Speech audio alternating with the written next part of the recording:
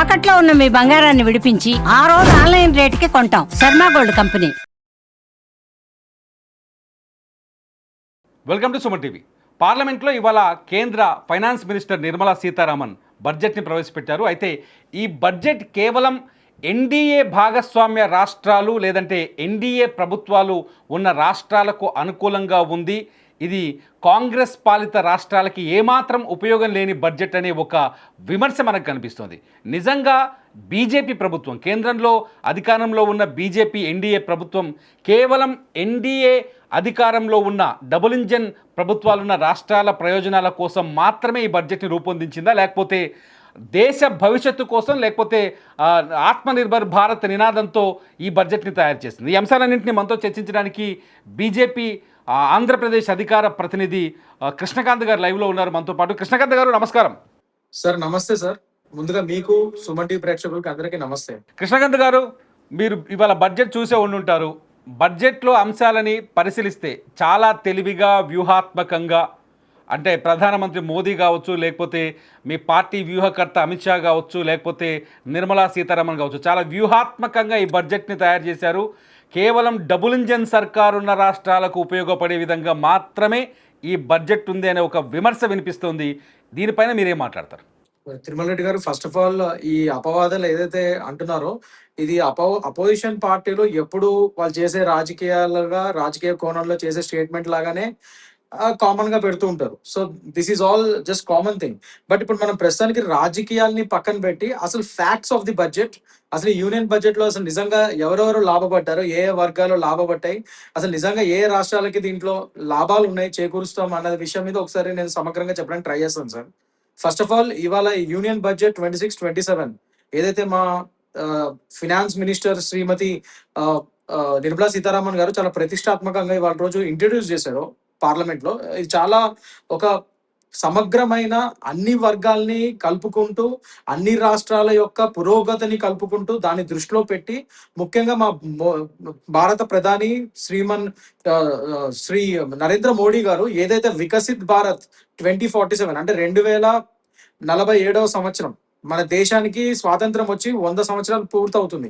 So ఆ రోజు ఆ యొక్క ఇండిపెండెన్స్ డే 2047 కల్లా వికసిత్ భారత్ అనే నినాదంతో మన దేశం ప్రపంచంలోనే ఒక గొప్ప అగ్రగామి దేశంగా, ఆర్థిక వ్యవస్థల్లోనూ, డిఫెన్స్ రంగంలోనూ, economical power, defence power and అన్ని విధాలుగా ఒక చాలా శక్తివంతమైన దేశం కింద మారాలి, పురోగమనం చెందాలి. ప్రపంచ దేశాలు ఏదైతే ఇప్పుడు సోకాల్డ్ యుఎస్, చైనా, ఇవన్నిటిని ఏదైతే నెంబర్ 1 దేశాల కింద మనం పరిగణిస్తున్నామో వాటితో ధీటుగా, ఒక విధంగా చెప్పాలంటే వాటికంటే కూడా వాటి స్థానాలను కూడా దాటేసి 2047 కల్లా మనమే నెంబర్ 1 ఎకనామిక్ పవర్ కింద ఒక ఎస్టాబ్లిష్ అవ్వాలి అని ఒక దృఢ సంకల్పంతో ఈ బడ్జెట్ ని ప్రవేశపెడతాం జరిగింది సార్. ఇవాళ రోజు మీరు చూసుకుంటే ఈ యూనియన్ బడ్జెట్ క్లియర్ గా ఆ 2047 వికసిత్ భారత్ ఏదైతే చెప్తున్నామో దాని యొక్క బ్లూ ప్రింట్ ఇదంతా దాని యొక్క బ్లూ ప్రింట్. ఇది ఒక లాంగ్ టర్మ్ దిశగా లాంగ్ టర్మ్ గోల్స్ ని అచీవ్ చేస్తూ ఆ సో కాల్డ్ ఏదైతే 2047 వికసిత్ భారత్ అనే నినాదం ఉందో దాని గురించి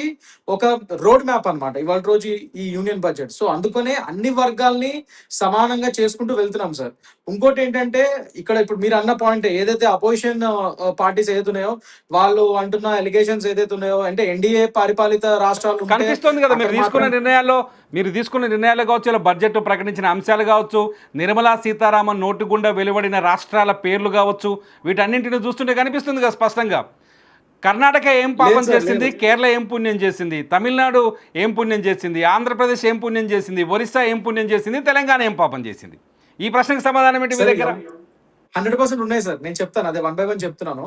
ఇప్పుడు ఫస్ట్ ఆఫ్ ఆల్ ఏదైతే ఈ కేరళ అంటే మీరు అంటున్నారు ఇది ఏదైతే నాకు తెలిసి మీరు ముఖ్యంగా దేని మీద స్ట్రెస్ చేస్తున్నారంటే ఈ రాష్ట్రాల పేర్లు చెప్పి ఈ మినరల్స్ గురించి ఏదైతే ఉందో స్పెషల్ కారిడార్స్ కింద రేర్ ఎర్త్ మినరల్స్ కారిడార్ కింద వాటిని డెవలప్ చేద్దామని చెప్పి ఏదైతే ప్రతిపాదన పెట్టారో దాని గురించి మీరు మాట్లాడుతున్నారు సార్. 100% ఈ రేర్ ఎర్త్ మినరల్స్ ప్రతిపాదన ఏదైతే ఉందో వీటిని వాటి ఆ కారిడార్స్ కింద డెవలప్ చేద్దామని ఈ రాష్ట్రాలని, ఇది ఒక భౌగోళికంగా తీసుకున్న నిర్ణయం సార్. భౌగోళికంగా వాటికి ఉన్న ఫ్యాక్టర్స్ ఏంటి, జియోగ్రఫికల్ గా ఇవన్నీ కోస్టల్ ఏరియాస్ ఉన్న స్టేట్స్ ఇవి. సో ఇక్కడ మనకి రేర్ ఎర్త్ మినరల్స్ ఇక్కడే దొరుకుతాయి. సో దాని ప్రకారంగానే మనం అక్కడ తీసుకోవడం జరిగింది sir. Telangana is not a coastal state, దానికి సముద్రాలు లేవు, రేర్ ఎర్త్ మినరల్స్ లేవు. It's a land lock state sir. So land lock state కాబట్టి తెలంగాణకి దాని తగ్గట్టుగానే ఇన్ఫ్రాస్ట్రక్చర్ డెవలప్మెంట్ కానీ, హైవేస్ కానీ, IT and pharma hub, genome valley, ఇవన్నీ పరంగానే ఇవాళ రోజు దాని పరంగానే దానికి ఏవైతే బలాలు ఉన్నాయో తెలంగాణకి అవి ఎన్హాన్స్ చేస్తూనే మేము దాని పరంగా బడ్జెట్ అలొకేట్ చేయడం జరిగింది. ఈ రాష్ట్రాలు ఏవైతే ఉన్నాయో నేను చెప్పినట్టు రేర్ ఎర్త్ మినరల్స్ కారిడార్స్, వీటిలో కోస్టల్ స్టేట్స్ సార్ ఇవి, అందుకనే కోస్టల్ స్టేట్స్ కాబట్టి వాటి ప్రకారంగా అవి కోస్టల్ enhance ఏరియా చేస్తూ ఉంది, వాటికి ఇవ్వడం జరిగింది. కర్ణాటకకి కోస్టల్ ఏరియా ఉంది, కర్ణాటకకి కోస్టల్ ఏరియా ఉంది, గోవా వరకు కోస్టల్ ఏరియా ఉంది. సో ఇటువంటి వాటిని ఎందుకు విస్మరించాలనుకోవచ్చు ఇక్కడ. సార్, ఇక్కడ ఇప్పుడు ఖనిజ విస్మరించేది వనరుల లేదు విషయంలోకి సార్ వస్తే కర్ణాటక కూడా ఖనిజ వనరులు ఉన్నాయి. 100% సార్. ఇప్పుడు ఖనిజ సంపద ఏదైతే ఉందో అది కర్ణాటక కూడా ఉన్నాయి, మేము కాదనట్లేదు. కాకపోతే ఇప్పుడు ఇక్కడ Karnataka already it's developed state, వాళ్ళకి ఆల్రెడీ ఇట్స్ అది మిగులు బడ్జెట్ లో ఆ విధంగా ఇన్ని రోజులు ఉంది. అఫ్ కోర్స్ ఇప్పుడున్న కాంగ్రెస్ గవర్నమెంట్ దాన్ని వేరే విధంగా తీసుకెళ్తున్నది, వేరే విషయం.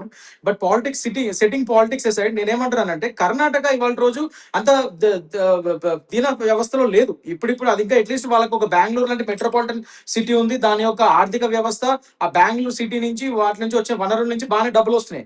సేమ్ లైక్ తెలంగాణకి హైదరాబాద్ ఎట్లా ఉంది మెట్రోపాలిటన్ సిటీ. బట్ ఈ సోకాల్డ్ ఆంధ్రప్రదేశ్ కానీ, మీకు తెలుసు ఆంధ్రప్రదేశ్ కి ఫస్ట్ ఆఫ్ ఆల్ మా క్యాపిటలే లేదు.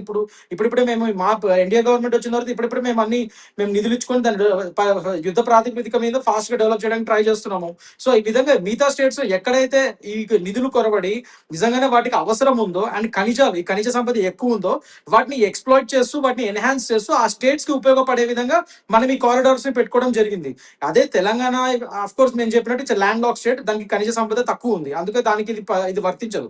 అండ్ కర్ణాటక మీరు అన్నట్టు నేను అంటుంది ఆల్రెడీ వాళ్ళు బడ్జెట్ పరంగా బాగానే ఉన్నారు and they have a metropolitan city like Bengaluru and other tier 2 towns and cities. So వాళ్ళు అన్ని విధాలుగా వాళ్ళు బాగానే డెవలప్ అయి ఉన్నారు. వాళ్ళకి ఇప్పుడు అంత ఎమర్జెన్సీ అండ్ అర్జెన్సీ లేదు.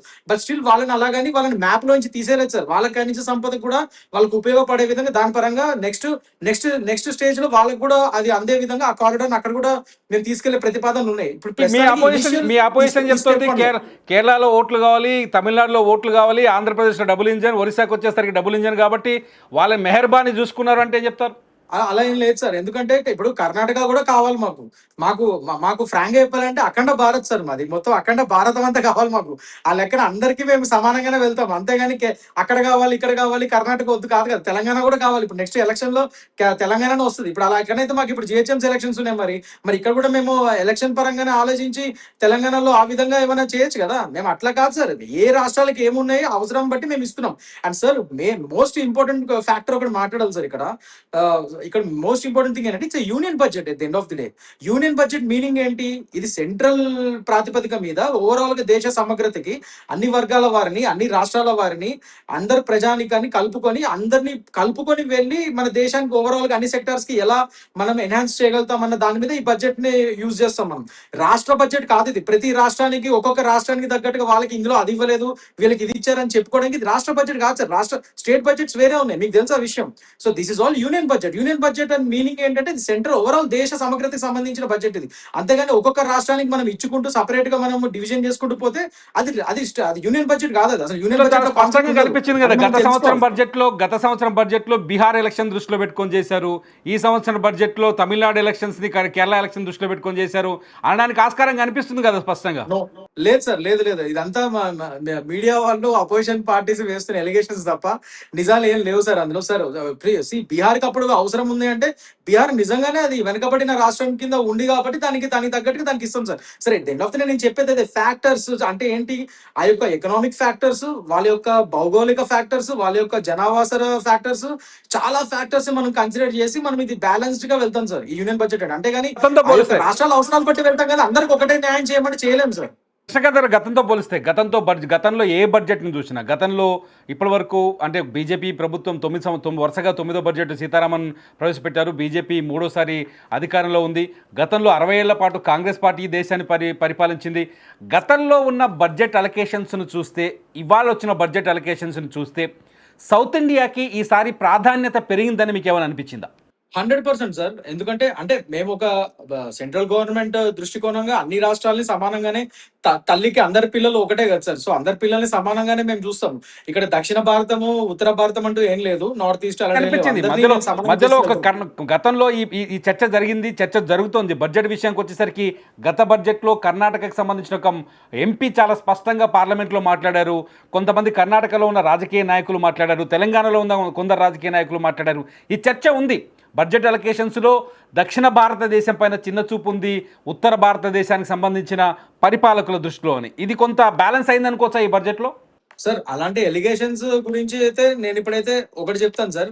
నేను ఇందాక చెప్పినట్టు అఖండ భారతం లాగా మేము అన్ని రాష్ట్రాలని సమానంగా చూస్తాం. కానీ మీరు అన్నట్టు ఇప్పుడున్న దక్షిణ రాష్ట్రాల్లో ఏవైతే అవసరాల మేరకు ఇప్పుడు వాటికి ఈ బడ్జెట్ లో ఏదైతే పోయిన బడ్జెట్ లో కొద్ది కొరతలు ఏమైనా వచ్చి ఉంటే ఎప్పటికప్పుడు మనం అప్డేట్ అవుతుంటాం కదా సార్. అందుకనే కదా ఎవ్రీ ఇయర్ ఇది బడ్జెట్ ని ప్రవేశిస్తాం మనం. సో లాస్ట్ ఇయర్ బడ్జెట్ లో ఏవైతే కొన్ని కొరవడాయని మాకు అనిపించిందో దాని ప్రకారంగా మనం ఫీడ్బ్యాక్ తీసుకొని ఈసారి దీని ప్రకారంగా అలొకేట్ చేస్తాం. సో ఆ విధంగా మీరు అనుకుంటే ఎస్, దక్షిణ భారతానికి కొద్దిగా ఎక్కడైతే కొరతలు ఉన్నాయో, కొరవడులు ఉన్నాయో వాటిని పూరిస్తూ మనం ఈ బడ్జెట్ ని ఇంకా సమగ్రంగా ముందుకు తీసుకెళ్ళడానికి ఇవాళ రోజు ఇంట్రడ్యూస్ చేసామని మనం అనుకోవచ్చు. ఎస్, డెఫినెట్ గా. కానీ ఎండ్ ఆఫ్ ది మేము చెప్పేది ఏంటంటే ప్రతిసారి అందుకనే కదా సార్ ఎవ్రీ ఇయర్ ఇది ఇంట్రడ్యూస్ చేస్తాం. అంటే ఇయారో అన్నిటిని మనం ఎప్పటికప్పుడు పర్ఫెక్ట్ చేసుకుంటూ వెళ్ళటమే కదా డెవలప్మెంట్ అంటే. సో ఎక్కడెక్కడ లూప్ హోల్స్ ఉన్నాయి వాటిని పూరించుకుంటూ వెళ్తాం మనం. సో లాస్ట్ ఇయర్ ఎక్కడైతే కొన్ని చిన్న చిన్న లూప్ హోల్స్ ఉన్నాయి వాటిని ఈసారి మనం ఇందులో కవర్ చేసాం. అట్లనే ప్రతిదీ మనం చేసుకుంటూ వెళ్తాం. మీరు చూస్తే ఈ బడ్జెట్ అనేది ఇవాళ రోజు మాత్రం ఇది 26-27 బడ్జెట్ ఇది ఎందుకు ఇంత ఉన్నత ఇంత ప్రాముఖ్యతని సంతరించుకుందంటే ఇవాళ రోజు బికాస్ ఇది మనం 2047 నేను చెప్పినట్టు వికసిత్ భారత్ మోడీ గారి కళ 2047 వికసిత్ భారత్ కి ఇది ఒక పక్కా బ్లూ ప్రింట్ కింద ఇవాళ రోజు దీన్ని పరిగణించగలుగుతాం సార్. ఎందుకంటే మీరు ఇవాళ రోజు చూసుకుంటే ఐటీ రంగము, ఫార్మా, బయోఫార్మా మీద ముఖ్యంగా పెద్ద ఇంపార్టెన్స్ తీసుకొస్తున్నాం ఇందులో. ఎందుకంటే ముఖ్యంగా the most dangerous and costly medicines ఉన్న డిసీజెస్, క్రానిక్ డిసీజెస్ కానీ క్రానిక్ డిసీజెస్ కి సంబంధించిన బీపీ, షుగర్, డయాబెటీస్ ఇలాంటివన్నిటికేమో ఔషధాన్ని చాలా తగ్గించేస్తున్నాం వాటి యొక్క ప్రైజెస్ ని. సో ఇది చాలా ఒక లైఫ్ స్టైల్ డిసీజెస్ అంటాం వీటిని. ఈ లైఫ్ స్టైల్ డిసీజెస్ వాటికి ఏదైతే మనం నిత్యం కొనుక్కోవాల్సి వస్తుందో ప్రతిరోజు జనాలు వాడితే ఒకసారి ఆ జబ్బులు వస్తే లైఫ్ లాంగ్ వాడాలి మందులు. సో వాటి యొక్క రేట్స్ కంప్లీట్ గా తగ్గించడం జరిగింది ఇక్కడ. అదొక ల్యాండ్ మార్క్ డెసిషన్ ఇందులో. అట్ ద సేమ్ టైం ఈ క్యాన్సర్స్, రకరకాల క్యాన్సర్స్ వాటికి ఒక R&D కానీ వాటి యొక్క మెడిసిన్స్ కానీ వాటి యొక్క ఈ కీమో ప్రొసీజర్స్ కానీ అవన్నీ కూడా మన రేట్లు తగ్గించే విధంగా జనాలకి అందరికి వైద్యం అందుబాటులో, పెద్ద పెద్ద డేంజరస్ ఈ డిసీజెస్ కి వైద్యం అందరికి ఈజీగా అందుబాటు అయ్యే విధంగా ఈ బడ్జెట్ మనం ఎలొకేట్ చేయడం జరుగుతుంది. At the same time research and development ఇట్లాంటి ఆటోఇమ్యూన్ డిసీజెస్ లో కానీ ఏదైతే చాలా ఇవాళ రేపు మనం చూసే కొత్త డిసీజెస్, ఆటోఇమ్యూన్ డిసీజెస్ ఏవో వస్తున్నాయి చిన్నపిల్లల నుంచి అందరికి. సో అలాంటి వాళ్ళకి కూడా ఎటువంటి తల్లిదండ్రులు బాధపడకూడదు, ఎలాంటి పిల్లలకి నష్టం కాకూడదు, అండ్ జనాలకు కూడా ఆటోఇమ్యూన్ డిసీజెస్ మారి ఈ మధ్య ఎక్కువైతున్నాయి. సో ఇలాంటి వాటికి కూడా ఒక క్లియర్ పక్కా ప్రణాళిక వేసుకొని వీటి యొక్క రీసెర్చ్ అండ్ డెవలప్మెంట్ ఫెసిలిటీస్ పెంచుతున్నాము.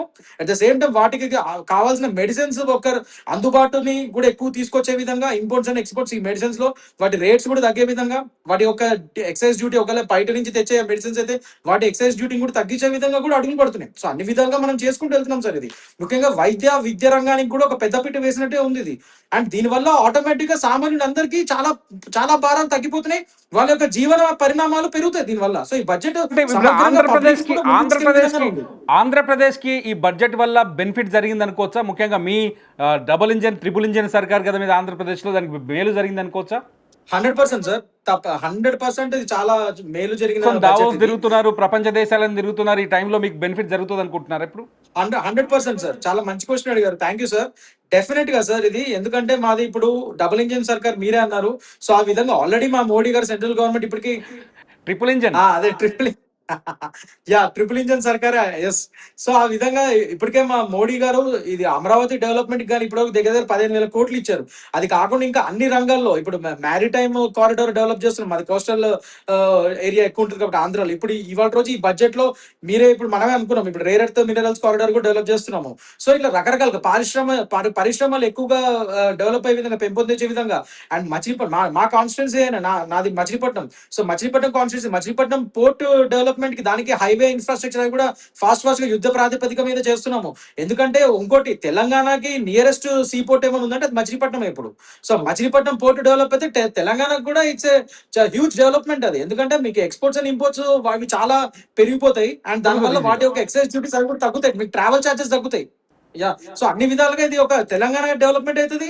ఈ మచిలీపట్నం పోర్ట్ రావడం వల్ల మా ఆంధ్ర డెవలప్ అవుతుంది. ఇంకా అన్ని ఆంధ్రాలో వచ్చి మచిలీపట్నం పోర్ట్ కాకుండా ఇంకా అన్ని కృష్ణపట్నం పోర్ట్ నుంచి వైజాగ్ పోర్ట్ నుంచి అన్నిటికీ మనము సమగ్రమైన ఫండ్స్ ఇవ్వడం జరుగుతుంది. Ports development, industrial development, rare earth mineral corridor, ముఖ్యంగా ఈ పరిశ్రమల మీద ఎక్కువ కాన్సన్ట్రేట్ చేశాం. ఎందుకంటే Telangana it's IT corridor sir. IT and pharma corridor ఏమో తెలంగాణ, ఆంధ్ర వచ్చేసరికి మీకు మొత్తం అంతా ఇండస్ట్రియల్ కారిడార్. అది పరిశ్రమల రాష్ట్రం అది. సో దేనికి ప్రతి రాష్ట్రానికి దాని యొక్క వీక్ పాయింట్స్ ఉంటాయి అండ్ స్ట్రెంగ్స్ ఉంటాయి.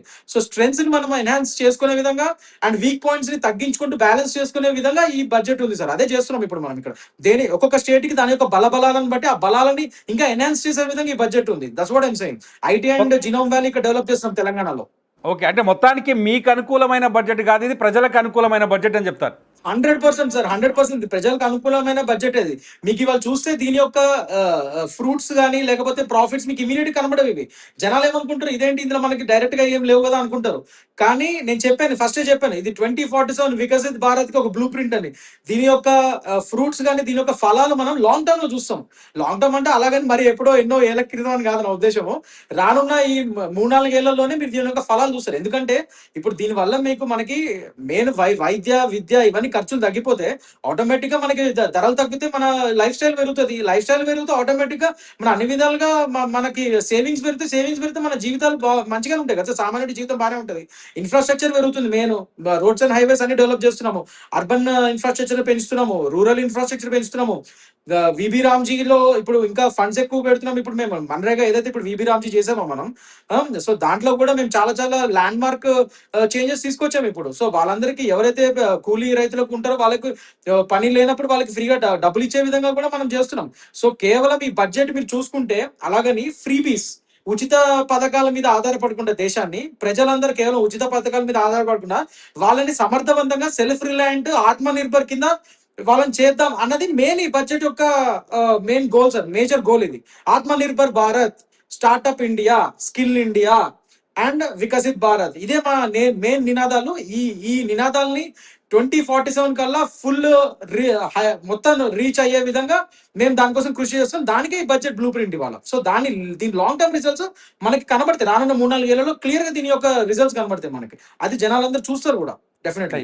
Right, thank you so much Krishnakant garu, మీ విలువైన సమయాన్ని మా కోసం కేటాయించినందుకు. ఇది మొత్తానికి కేంద్రం తీసుకొచ్చిన ఈ బడ్జెట్ వికసిత్ భారత్ బడ్జెట్. ఇది భారతదేశ యొక్క భవిష్యత్తుని నిర్మించే బడ్జెట్ అని చెప్పేసి బీజేపీ తన ఒపీనియన్ని చెప్తుంది. అప్డేట్స్ కోసం చూస్తూనే ఉండండి సుమన్ టీవీ.